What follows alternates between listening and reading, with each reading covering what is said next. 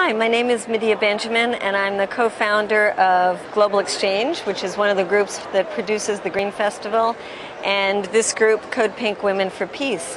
The issues of our day are the issue of climate change and the issue of war, and those two, unfortunately, go hand in hand. We've stopped talking in the United States about the occupation of Iraq as a war for oil, but it is a war for oil. And our government is talking about another war in Iran, which would be another war for oil.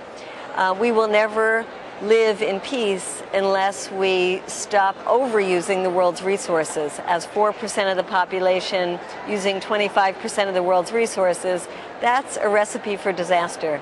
Finding alternatives that will allow us to get off our addiction to fossil fuels is part of the solution for changing our foreign policy to one in which we are not using excuses like the tragedy of 9/11 to invade a country like Iraq, and can move to a foreign policy where we actually live with our neighbors in peace.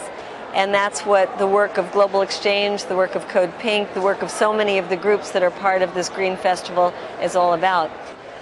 What I have learned over many years of organizing is that no matter who you get in the White House, who gets into Congress, who holds the power at the top, it's really what's happening at the grassroots that's important.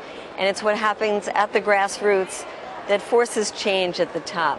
We've seen that throughout the history of the United States, the civil rights movement, the women's movement, the gay rights movement, and now the environmental movement. And we're seeing it now in terms of the peace movement as well, to come up with new and creative ways to sustain the planet while fulfilling people's needs, and that we will be proud of the kind of government we have in the White House and Congress that represents us and that allows us to live at peace with our neighbors. Thank you.